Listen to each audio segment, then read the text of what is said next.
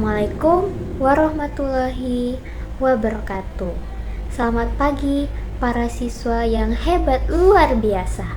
Pada pertemuan hari ini, kita akan menyimak sebuah legenda yang hidup dan dipercayai oleh masyarakat Empak Lawang, yaitu legenda Puyang Gadis. Cerita rakyat ini bukan hanya sekedar kisah turun-temurun, tetapi juga menggambarkan nilai budaya, keyakinan, dan pandangan hidup masyarakat setempat terhadap kehormatan, kesetiaan keluarga, serta konsekuensi dari setiap tindakan yang dilakukan. Melalui cerita ini, saya berharap kalian dapat memahami alur peristiwa, mengenal tokoh-tokohnya, serta menangkap makna moral yang terkandung di dalamnya. Mari kita simak dengan sesama agar kalian mampu menghubungkan setiap bagian cerita dengan pesan-pesan yang ingin disampaikan. Sudah siap? Baik, mari kita masuk ke ceritanya. Selamat menyimak. Legenda Puyang Gadis.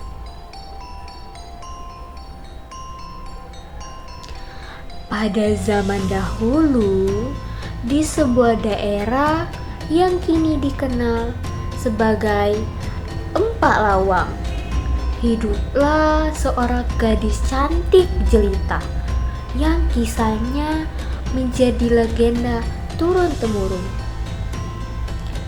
Ia berasal dari desa Kupang, sebuah desa yang dulunya dipenuhi dengan tanaman kupang. Desa Kupang terletak tidak jauh dari wilayah tebing tinggi. Gadis itu dikenal dengan banyak nama. Ada yang menyebutnya Siti Rohina, ada yang memanggilnya Siti Lamjea, dan ada pula yang mengatakan namanya Mahina. Namun, apapun namanya, ia tetap kembang desa.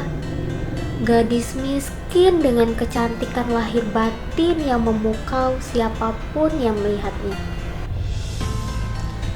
Ia tinggal bersama kakak laki-lakinya karena kedua orang tua mereka telah tiada. Kakaknya itu dikenal dengan beberapa nama. Ada yang menyebutnya Hulu Balang, ada yang memanggilnya Abdul Amaran, dan ada pula yang memberi julukan yaitu Bujang Juaro. Bujang Juaro ialah pemuda sakti, ahli silat, disegani, dan sangat menyayangi adiknya.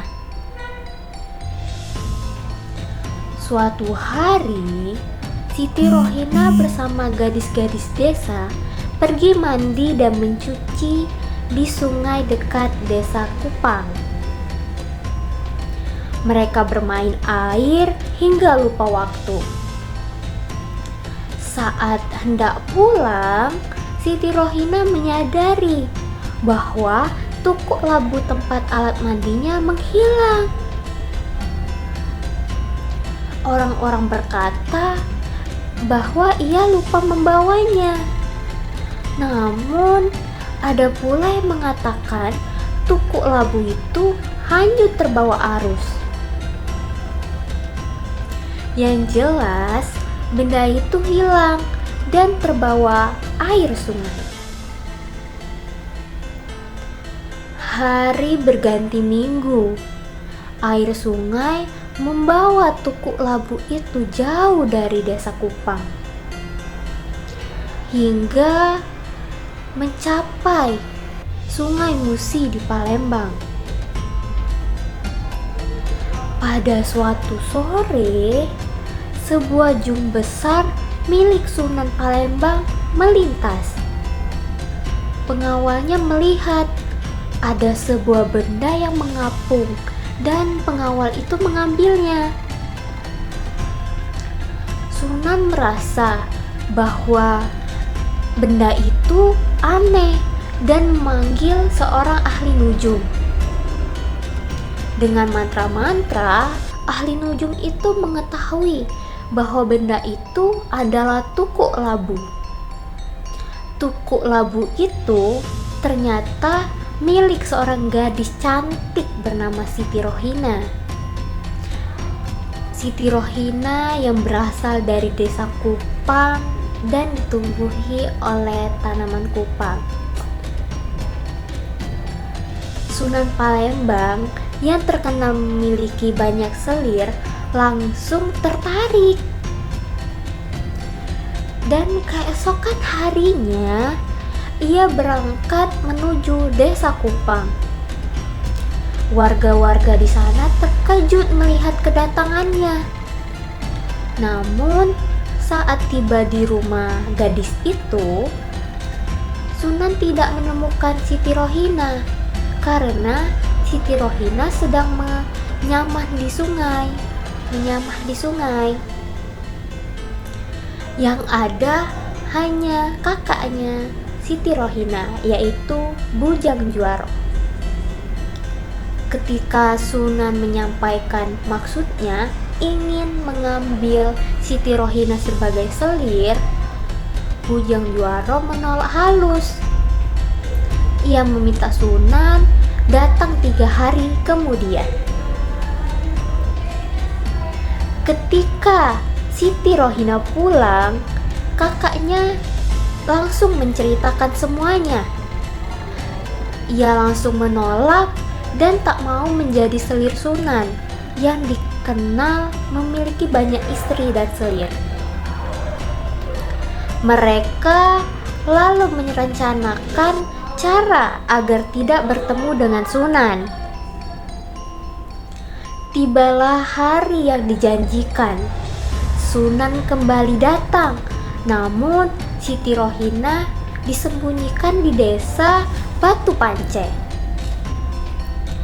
Sunan marah dan memerintahkan pengawalnya untuk menyerang Bujang Juaro. Namun tidak satupun ada pengawalnya yang mampu mengalahkan Bujang Juaro.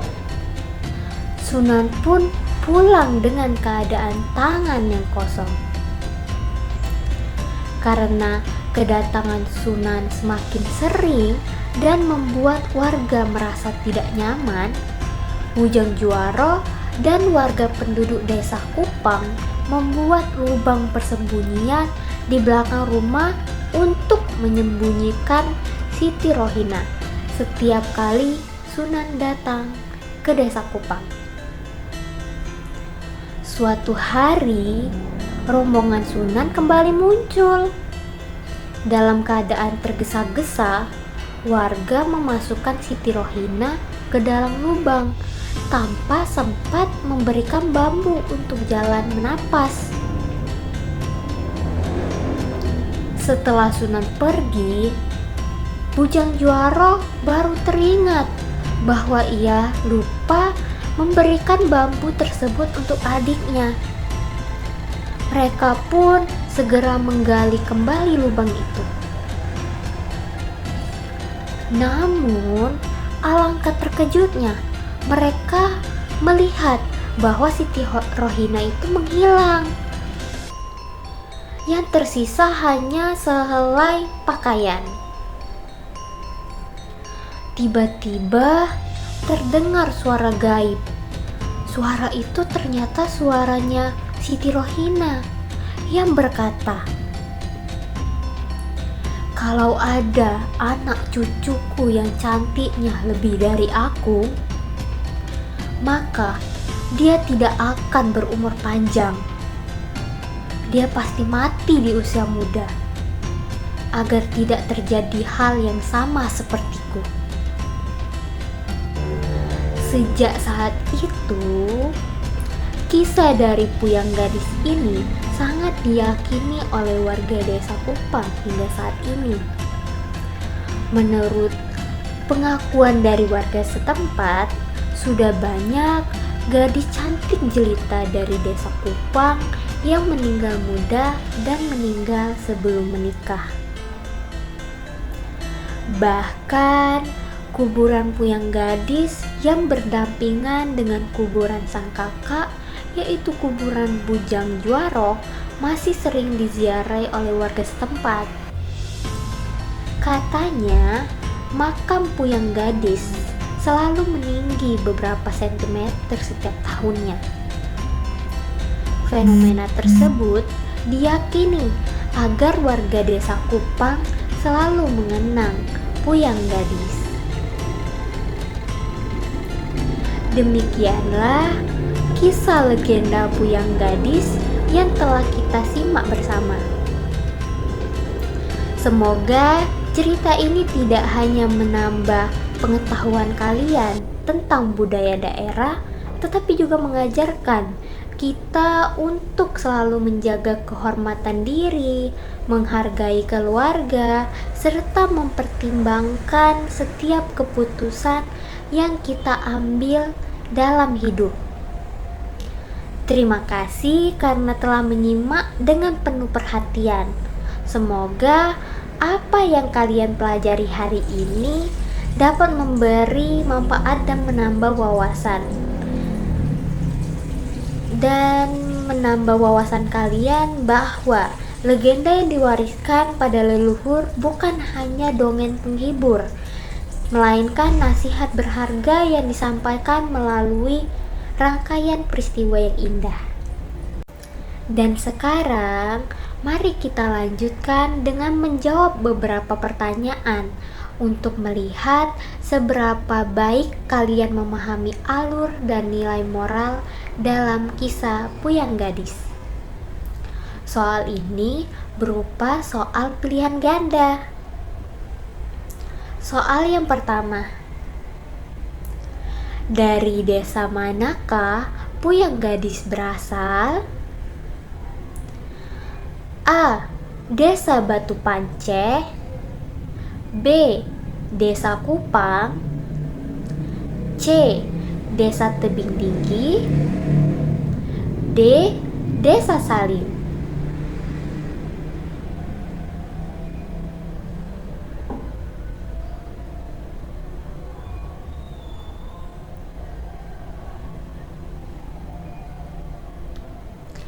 Kita lanjutkan soal yang kedua ya. Apa nama lain dari Siti Rohina? Yang A. Siti Melati dan Siti Nurhan. B. Siti Lamjea dan Mahina. C. Siti Kembang dan Siti Hawa. D. Siti Lestari dan Siti Suri.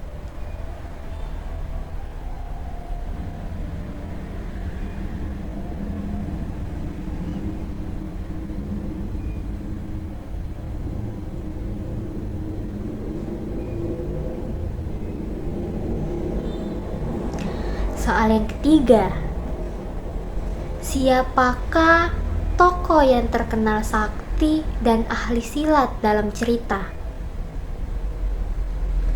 A. Sunan Palembang. B. Ahli Nujum. C. Bujang Juaro. D. Pengawal kerajaan.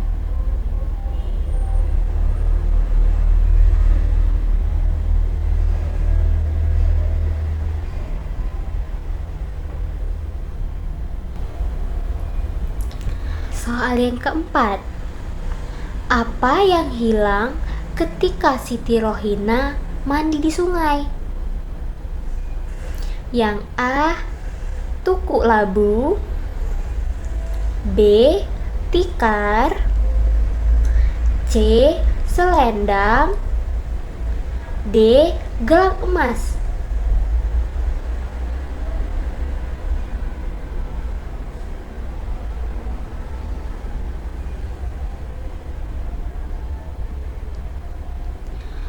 Soal nomor 5, bagaimana Sunan Palembang mengetahui pemilik tuku labu itu? A. Bertanya pada warga Kupang. B. Menyelidiki langsung ke sungai. C. Dibantu oleh ahli nujum. D. Melihat nama pada tukuk labu.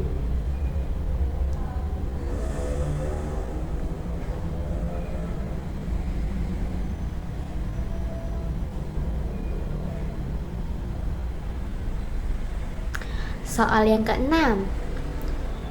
Kemana pertama kali Siti Rohina disembunyikan oleh warga? A. Ke tepi Sungai Musi.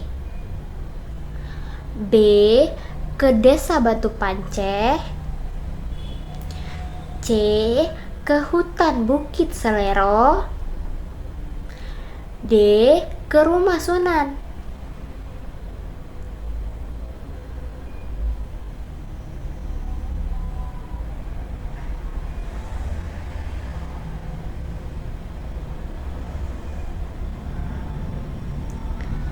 Kita lanjutkan ke soal yang ketujuh.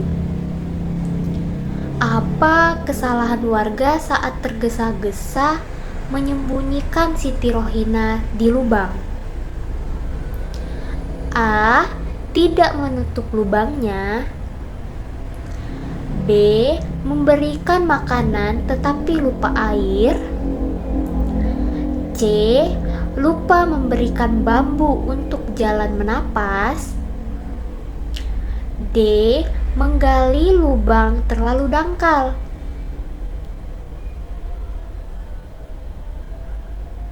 Apakah jawabannya?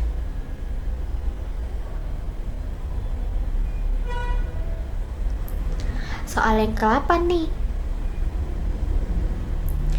Apa yang ditemukan ketika warga membuka kembali lubang persembunyian? A. Siti Rohina pingsan. B. Lubang tetap kosong sejak awal. C. Siti Rohina bersembunyi di sudut lubang. Dan D. Hanya sehelai pakaian.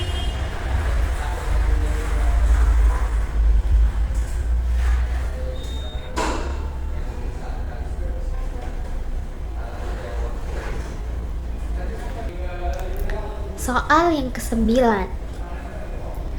Apa pesan gaib yang disampaikan Siti Rohina setelah ia menghilang?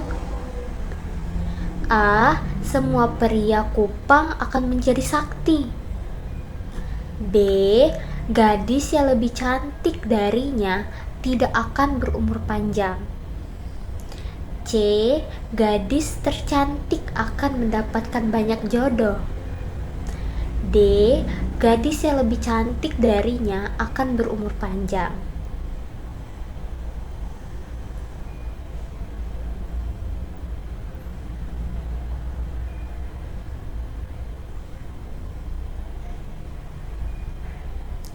Mari kita lanjutkan ke soal yang terakhir, yaitu soal ke-10. Apa yang terjadi pada makam Puyang Gadis setiap tahun? Ada yang tahu? A. Itu adalah memendekkan beberapa sentimeter. B. Tenggelam ke dalam tanah. C. Pindah tempat. Dan D. Meninggi beberapa sentimeter.